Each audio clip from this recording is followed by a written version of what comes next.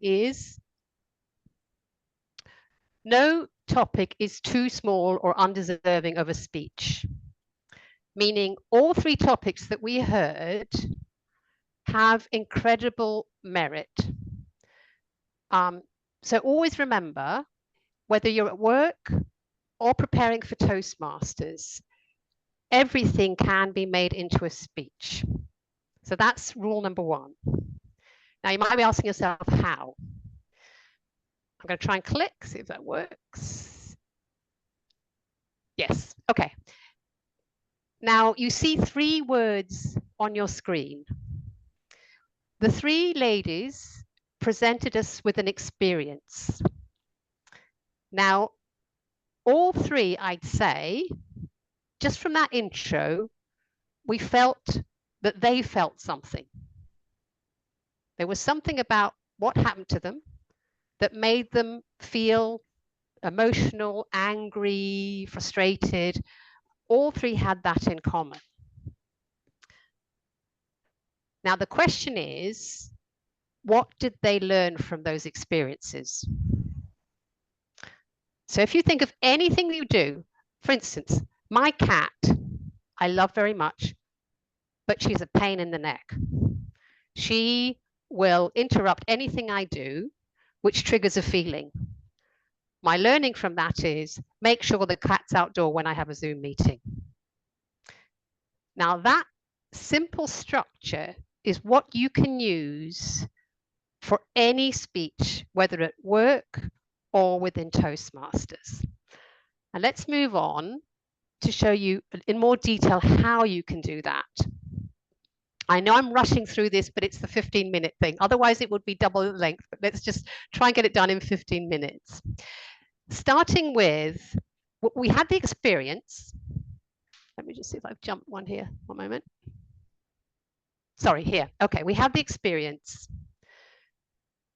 As the three examples showed, they told us, they started to tell us what happened. You then ask yourself, who did it happen to you? To me, maybe other people were involved. Why did it happen to you? Because you were in a certain situation. How did it happen to you? Because XYZ put you in that position. By having these questions when you want to prepare a speech, you have like a structure that can help you encapsulate an experience that might otherwise seem very complex. So you can literally use these questions. This is what I do to narrow down what actually happened. So that's step number one, the experience. Then you move on to how did that experience make you feel? What feelings did it trigger? Who was affected by those feelings? Often, if you're upset, that might upset someone else. There will always be a hero and maybe a villain. Why did it trigger those feelings? How do those feelings affect the affected? Again, same idea of saying, using questions to get your structure to your speech. And the same thing for the learning.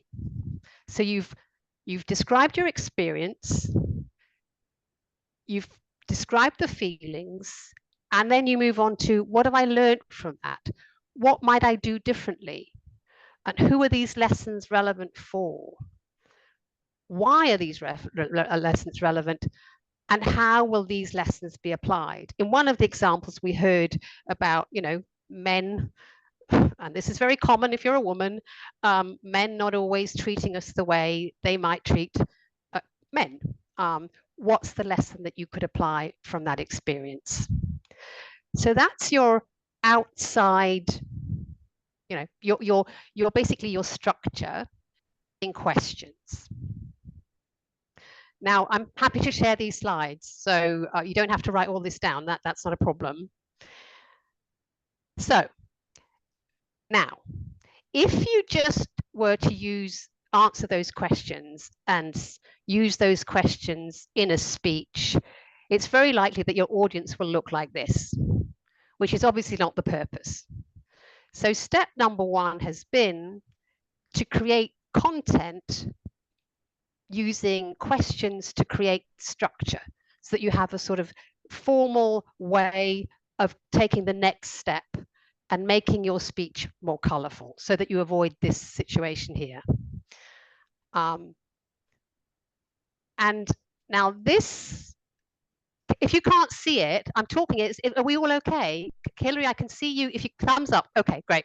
So now you see this scene here. And in the middle of this scene, you see a pot of gold and a frame. And outside the frame, you see lots of other things going on. Now, I think where a lot of us often go wrong with speeches, be it at work or within Toastmasters, is that we try to pack too much content into a speech. And when that happens, we might understand the thread, but our audience probably will not, because they didn't experience what we experienced. They didn't feel what we felt. They didn't learn what we learned. So what we have to do is to try and think, if I were listening to me, how much of that story that I have elaborated with those questions can I actually use for this speech?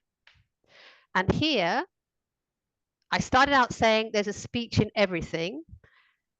I'm now at the point where I say, yes, there's a speech in everything, but less is more. And your pot of gold is within those questions that you've answered, making sure that you keep that speech topic really rigid and that you keep repeating, because you've got less content, what you really want to convey. So going back to the three examples we heard initially, it's very possible that all three lovely ladies have several speeches from that one incident that happened. It's very possible. So bear that in mind, which means that structure might give them 3 speeches. Chapter 1, chapter 2, chapter 3, who knows? This is a very important lesson, especially if you want to enter speech contests in Toastmasters. This is what you'll need to do. But also in the business setting. I'm sure we've all sat in business meetings where you think, you've lost me. I've lost the plot, don't know where you're going. And that's because this is what's happened. Too much has gone into one speech. Next slide. So as I said, less is almost always more. We're now down to 5 minutes or so. Let me just show you this picture. Now you see 3 pictures, similar. The one on the left, for me, I don't know if you see on the right, the straight line, that is basically what those questions are doing for you. They're creating like what's a straight line describing what happened, how it felt, what the lessons are. The picture on the right with all the wool that's all messy is what happens when you have too much content in that speech. You will lose your audience. The one in the middle is the perfect version. So basically, once you've established what your speech is through those questions, once you've established what your pot of gold is from all that content, you can then add to that pot of gold. But always making sure that you get back to that line, that you don't deviate and lose the plot. So this is just trying to visualize what your speech could look like, ideally. And these are my 10 speech tips, which I'm rushing through. But going back to the 3 examples that we heard, the task was to find something that happened sometime during the week, anything. I felt from the 3 topics chosen that those were relevant to the people who suggested them, which is really important. I think where a lot of us might go wrong, this has happened to me, is that I've tried to copy others, but I'm not the other person, I'm me. So what you can do is be inspired by others, but always make sure that what you're talking about is relevant to you, because that's when the audience will feel and connect with you. Otherwise, the audience probably won't.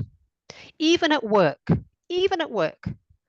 the way you present, if it has a connection to you, you'll be authentic. Be committed to your speech. Love it yourself. Be your authentic self. Or less is always more. We said that. And slow down. I have never been told to speak faster. Never in my life. And I think that's true of most of us. We can always slow down. Then, especially for many of the people who have English as a second language, I have heard, I think the best speeches I've ever heard, and no offense to English speakers, have been from non-English speakers who have gone for greatness, not for perfection. Don't worry about grammar. I know we have a grammarian, but don't let that spoil your enthusiasm, authenticity. Just don't worry. As long as the audience understands what you're saying, don't worry. Then an important one, think and care about your audience. Going back to what I said earlier, if you are preparing a speech, always try to be in the shoes of the audience. And always ask yourself, can the audience follow what I'm saying, or am I asking too much of them? Another very important one, and I have an example for this, number 8 is be in the moment. Now, at the speech contest in wonderful Istanbul 2 weeks ago, maybe some of you were there, maybe some of you noticed, some of you may not have not, but when you go on stage, the contest chair asks you, can you see the timer? Now, in my case, that was forgotten. And I had a place in my speech where I knew if I'm at 5 minutes at that place, I'm going to be fine. I won't go over time. At that moment, I looked up and I realized I didn't know where the timer was, which meant I had no idea if I'd missed the timer or what had gone on. And for a split second, I panicked. I thought, woof. And then I reminded myself of my own tips of saying, be in the moment. It doesn't matter. Whatever happens here happens. It doesn't matter. And that was so important because it took away the panic. And lo and behold, I saw the timer put up the green flag. But had I not been in the moment, I may have not have given you this workshop today. Number 9, enjoy. Enjoy every speech you give, whether in Toastmasters or at work. It's a privilege. And maybe the most important, number 10, be happy and proud with anything that comes out of a speech, anything. You will always benefit from every speech. So we have 7 seconds to go. Can you believe it? I hope this wasn't too fast. That's all from me. Can you hear it? To the ladies who came up with ideas, I'm so sorry we didn't elaborate more on those speeches, but they are speeches. So I encourage you, can I share it back to normal? One moment. Get me out of here.